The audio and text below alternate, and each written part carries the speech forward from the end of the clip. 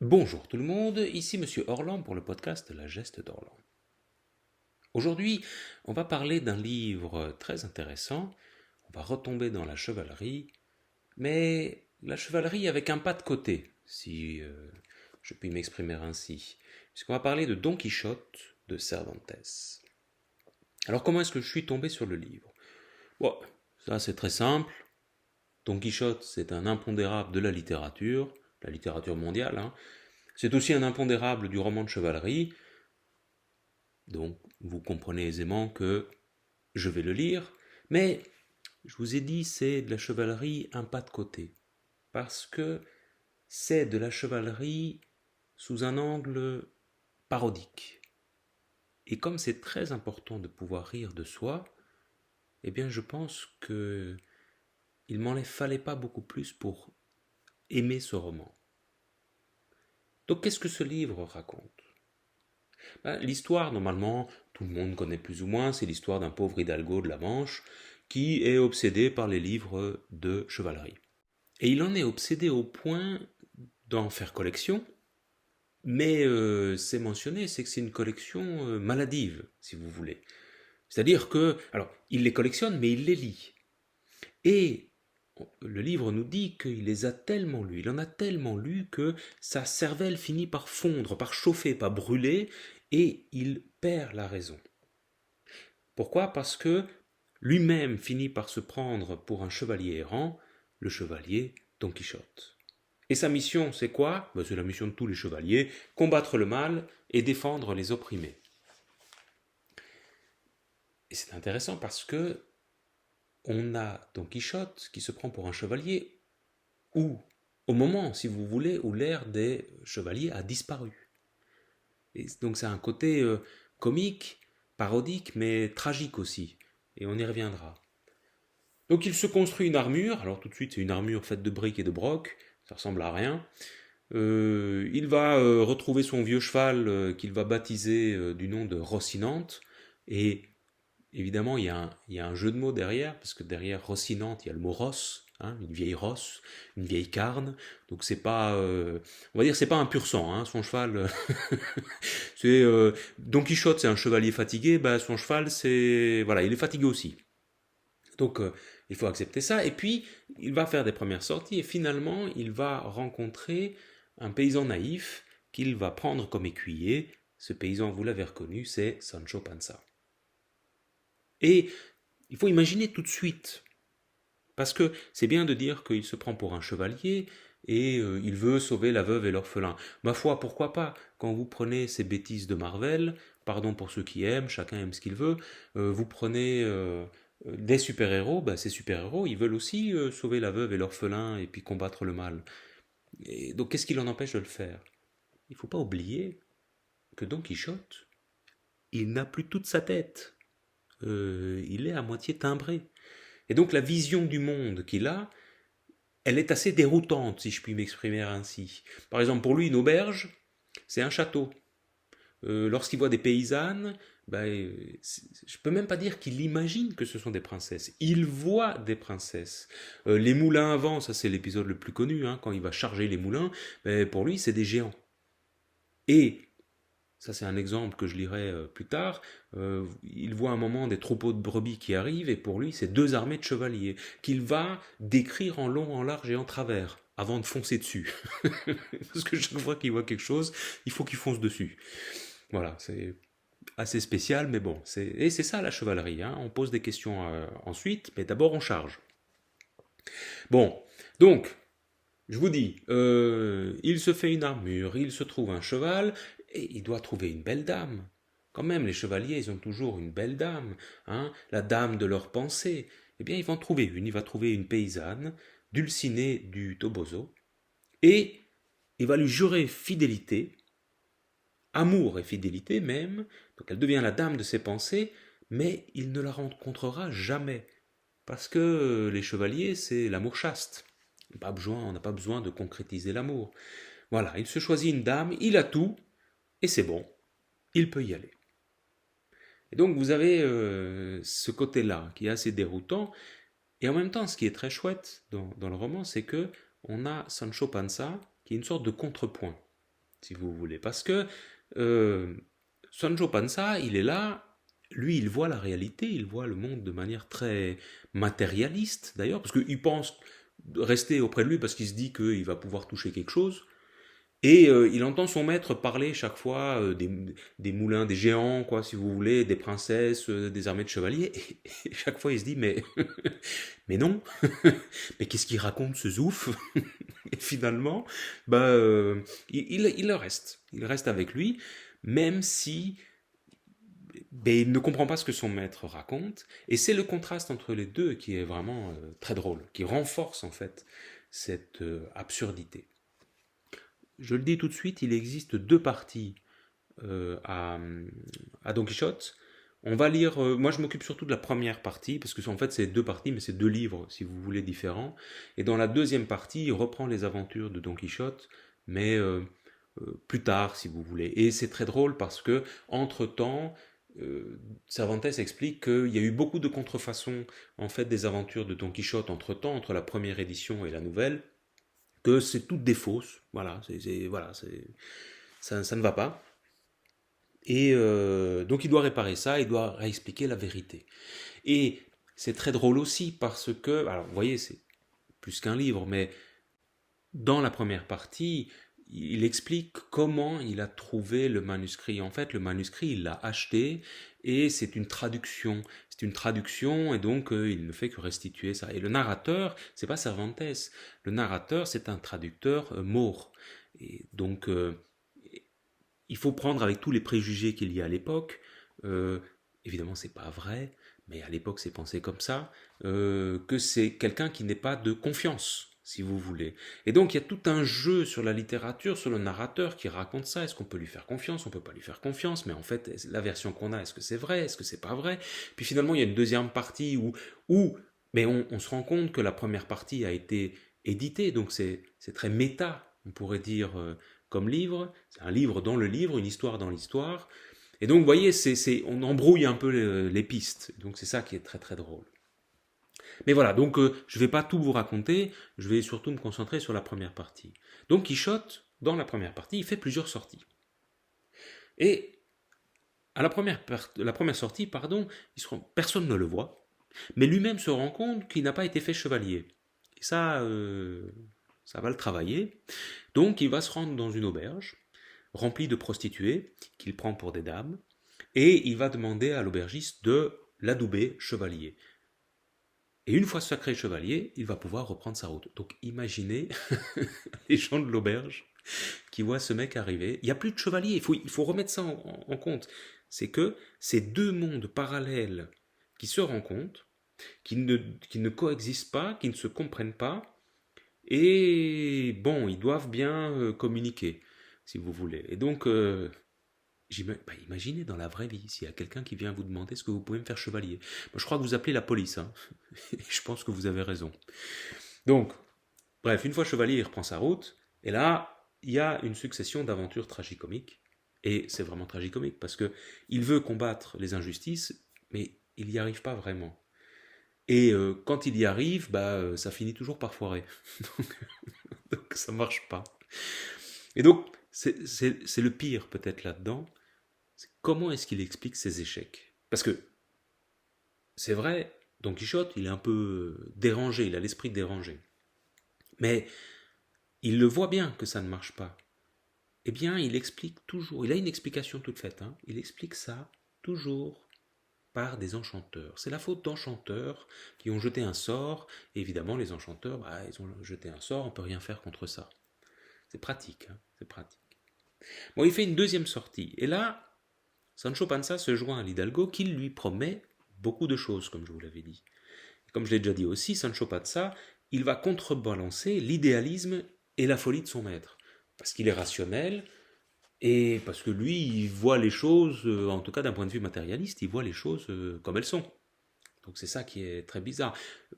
Le chapitre 8, c'est le plus connu sûrement, c'est l'histoire des moulins à vent, où on voit Don Quichotte qui s'emballe auprès des moulins à vent, et imaginez le pauvre Sancho Panza qui est à côté, qui le voit charger, qui dit mais non, mais non, mais non, arrêtez. Et il le voit qui plante sa lance dans une des pales du moulin, et puis il fait un tour complet, et puis il va le dingue de l'autre côté. Qu'est-ce que vous voulez faire après ça? Bon. Et donc, toujours plus d'aventures qui finissent mal. Vous avez une autre aventure que je vous avais dit que j'aime beaucoup, c'est l'aventure du troupeau de brebis.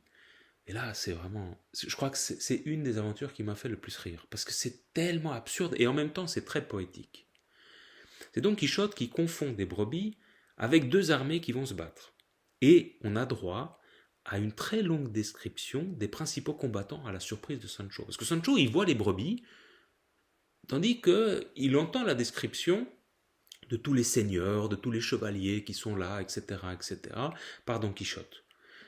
Et évidemment, il ne comprend pas. Mais imaginez, vous avez quelqu'un à côté de vous qui vous raconte ces histoires, c'est troublant hein, tout de même. Et donc, Don Quichotte veut prendre part au combat, mais ça va mal se passer parce que les bergers qui sont là tranquillement avec leurs brebis, ils voient un pauvre mec arriver en armure, enfin en armure de fer-blanc, hein. Et ben qu'est-ce qu'ils font? Bah, pioup, ils le font tomber de son cheval et puis voilà, ils passent à autre chose. Et donc regardez écoutez bien ici ce qu'il dit. Ils se placèrent sur une colline d'où on aurait pu voir les deux troupeaux qui devenaient deux armées pour Don Quichotte si les nuages de poussière qui soulevaient n'en avaient troublé et dérobé la vue. Pourtant, voyant dans son imagination ce qu'il ne voyait pas et qu'il n'y avait pas, il se met à dire en élevant la voix. Ce chevalier que tu vois là-bas, qui porte de sable sur ses armes et sur son écu un lion couronné soumis aux pieds d'une demoiselle, est le valeureux Lorcalco, seigneur du pont d'argent. Cet autre, aux armes de fleurs d'or, qui a sur son écu 3 couronnes d'argent en champ d'azur, est le redouté Baboanaquelambar, grand-duc de Quiroquia. L'autre qui est à sa main droite, avec des membres gigantesques, est le jamais craintif Finelamban Barbara, du Tripot, seigneur des 3 Arabies, qui vient armé de ce cuir de serpent et tient au lieu d'écu une porte dont la rumeur dit qu'elle vient du temple que Samson renversa lorsque, par sa mort, il se vengea de ses ennemis. Mais tourne les yeux de cet autre côté, tu verras à l'avant et en première ligne de l'autre armée que voici le toujours vainqueur, jamais vaincu, Timonel de Carcassonne, prince de la Neuve Biscaye, armé d'armoiries divisées en quartiers azur, vert, blanc et jaune, et qui a sur son écu un chat d'or en champ mauve, avec une inscription qui dit « Miaou », soit le début du nom de sa dame, qui, à ce qu'on dit, est la sans égale Miaoulène, fille du duc tout mielleux de l'Arcade. L'autre qui opprime et écrase l'échine de cette puissance monture avec des armes blanches comme neige et l'écu blanc sans aucune devise est un nouveau chevalier, français de nation, appelé Pierre Papin, seigneur des baronnies d'Utrique. Cet autre qui de ses talons ferrés bat les flancs de ce zèbre bigarré et léger, porte de vert et d'azur à ses armes, est le puissant duc de Nerbille, spartissime en nœud du bois, qui a pour devise sur l'écu une asperge, avec une inscription en castillan qui dit « Suis ma fortune ». Voilà. Et ça continue, mais comme ça, pendant des pages et des pages. Et alors, voilà, il faut imaginer Sancho qui va répondre à ça. « Monsieur, si un de ceux que vous dites hommes, géants ou chevaliers se montre par là, que le diable l'emporte. En tout cas, moi je ne les vois pas. C'est peut-être un enchantement, comme les fantômes de cette nuit. » « Mais que dis-tu? N'entends-tu pas hennir les chevaux, sonner les trompettes, battre les tambours? J'entends seulement de nombreux bêlements de brebis et de moutons. » Et telle était la vérité, car maintenant les 2 troupeaux étaient tout près. La peur que tu as, Sancho, t'empêche de voir et d'entendre bien, car un des effets de la peur est de troubler les sens et de faire que les choses ne paraissent pas ce qu'elles sont. Si tel est le cas que tu aies tant de peur, mets-toi à l'écart et laisse-moi seul, car seul je suffis à donner la victoire à la partie à qui j'aurais donné mon aide. À ces mots, il éperonna Rocinante, et la pique au faucre, descendit comme un éclair la petite colline. Sancho lui cria « Mais revenez, mon seigneur, seigneur Don Quichotte, je jure Dieu que ce sont des moutons et des brebis que vous allez attaquer. Mais revenez, misère du père qui m'a engendré, mais qu'est-ce que c'est que cette folie? Mais regardez, il n'y a ni géant, ni aucun chevalier, ni chat, ni arme, ni écu divisé ou entier, ni ver d'azur, ni du diable. Mais qu'est-ce que vous faites, pécheur, que je suis devant Dieu ?» Voilà, et ça continue comme ça, et puis il y a Don Quichotte qui charge, et il se fait descendre de son cheval. Pardon, tout le roman, c'est comme ça. Donc vous imaginez ce contraste qui est vraiment très drôle. Et Don Quichotte qui est inarrêtable, évidemment, parce que, vous l'avez bien compris, Sancho Panza qui lui dit mais non, pas du tout, moi je vois pas ce que vous racontez, moi je vois des brebis, et le narrateur nous dit c'est la vérité, et Don Quichotte dit non, non, mais bon, c'est la peur, c'est un enchanteur, il a toujours la réponse, donc on ne peut pas lui faire entendre raison, en quelque sorte. Bon, donc ils vivent plein d'aventures comme ça, toutes les plus absurdes les unes que les autres, et à la fin, les gens du village, parce que les gens du village, ils sont concernés par la folie de Don Quichotte, eh bien, ils vont faire entrer Don Quichotte chez lui à l'aide d'un subterfuge. Parce qu'ils s'inquiètent quand même pour lui. Et sa nièce et sa maîtresse vont s'occuper de lui. Et c'est comme ça que finit la première partie. Pourquoi est-ce qu'on peut lire ce livre? Bon, ben, vous l'avez déjà vu normalement avec l'extrait, parce que c'est un livre très drôle. Et je vous dis, l'absurdité des situations, le contraste en fait, si vous voulez, entre ce que voit Sancho et ce que décrit Don Quichotte, il est très grand, l'écart est très grand. Et c'est ça qui est intéressant parce qu'il y a toujours un contre-pied, si vous voulez. C'est perturbant, mais même dans l'apparence physique des deux, on a un grand seigneur maigre, chevalier, et puis on a un petit paysan, gros, matérialiste, l'autre est idéaliste, et c'est le contraste des deux qui est vraiment très drôle en fait. Mais, ok, c'est très drôle, mais Don Quichotte c'est beaucoup plus que ça. En réalité, il y a beaucoup de lectures possibles. Au XVIIe siècle, c'est vrai, on le lit pour rire ce livre, mais au XIXe, on a une lecture différente. Don Quichotte est vu comme celui qui poursuit une quête d'idéal. Et c'est un peu tragique, si vous voulez, parce qu'il n'y arrive pas. On peut aussi le lire de ces deux façons en même temps. On peut voir en Don Quichotte la figure de quelqu'un qui cherche un idéal en même temps que l'absurdité du monde et en même temps que des blagues, une série d'éléments comiques qui se succèdent les uns les autres. La modernité de Don Quichotte, du livre si vous voulez, c'est la modernité du roman. Ça c'est important de bien le comprendre. Il faut aussi dire que les romans de chevalerie sont déjà mal vus du temps de Cervantes. Et c'est pas pour rien qu'il reprend ce thème-là. Parce que ces romans de chevalerie sont considérés comme d'aucune utilité. Et c'est très intéressant, pourquoi? Parce que c'est ce qu'on dit souvent de la littérature aujourd'hui. Ou de l'université, alors des lettres en général, parce que oui, l'université, il y aurait deux universités, la bonne et la mauvaise, et la mauvaise, ce serait les lettres, la philosophie, vous savez, tout ce qui sert à penser. C'est bizarre, hein, tout ce qui sert à penser, pas à réfléchir, à penser, à comprendre notre société, ça c'est pas utile. On comprend pourquoi, hein, malheureusement. Mais retenez qu'un roman n'exprime pas des idées.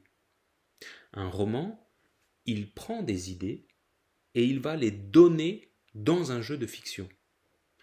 Vous comprenez ce que je veux dire? Il va les montrer en fait, on va voir des idées dans un jeu de fiction, dans une fiction, mais en aucun cas le roman exprime des idées. Et ça, si on ne le comprend pas, on ne peut pas comprendre ce que c'est que le roman ou la fiction. On a également, dans Don Quichotte, tout un jeu sur la folie. Parce que c'est très troublant quand vous entendez Don Quichotte parler. Il est fou, parce que Sancho Panza nous le rappelle en permanence, comme on le voyait dans l'extrait. Mais d'un autre côté, quand vous écoutez simplement Don Quichotte, si vous n'avez pas la partie de Sancho, vous ne pouvez pas savoir qu'il est fou. Parce qu'il y a tout un système ordonné, logique. Ça se tient, c'est très détaillé. Alors oui, effectivement, les noms sont un peu absurdes, évidemment, c'est fait pour rire, mais Don Quichotte qui voit tout ça, c'est très clair dans son esprit. Et c'est ça qui est déroutant, c'est que Don Quichotte, il est à la fois sage et fou. Par exemple, il veut faire le bien. Il sait ce que c'est que le bien et le mal. Ça, c'est aussi très intéressant, la question du bien et du mal. Il veut aider les gens, il voit l'injustice dans le monde. Parfois, il va libérer, par exemple, des galériens qui, pour le remercier, vont lui jeter des pierres. hein, donnez une carotte à un âne, il vous en fera des crottes. Hein. Ouais, c'est ce que je dis. Donc, Don Quichotte, c'est un sage et un fou en même temps. Et donc le roman nous montre l'impossibilité de distinguer la folie de la sagesse. Et je pense que c'est très vrai. que je parle de la sagesse, pas de la simple gentillesse ou pas de la réflexion, non, on parle vraiment d'une profonde sagesse, où beaucoup de gens n'arrivent pas à faire cette distinction-là, et je dis beaucoup de gens, je me mets dedans, hein, c'est pas si simple que ça de voir la différence entre les deux. De manière générale, pourquoi la fiction est intéressante et importante pour nos sociétés? Parce que la fiction, elle interroge le savoir, elle crée un dialogue, et c'est ça dont nous manquons terriblement aujourd'hui. La littérature, elle n'est pas parfaite, elle est créée par son temps, par des acteurs qui vivent dans un temps donné, qui ont des pensées, des ressentis, parfois bons, parfois mauvais. La littérature, c'est l'ignorance, c'est le doute, le mensonge, l'hypothèse ou l'imagination. C'est vrai.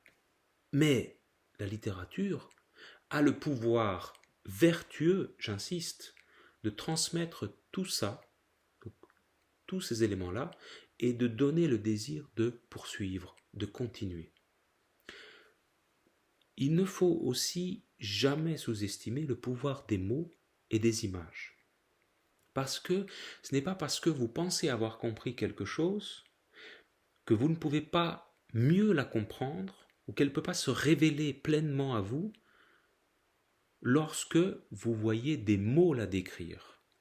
Je vous donne un exemple, c'est arrivé il n'y a pas très longtemps, je parlais avec ma femme d'étudiants et d'autres choses, et je me disais c'était assez difficile parce que je trouve qu'il y a beaucoup de, c'est pas 100% des gens bien sûr, mais je trouve qu'il y a beaucoup de jeunes gens qui malheureusement posent et sont centrés sur eux-mêmes.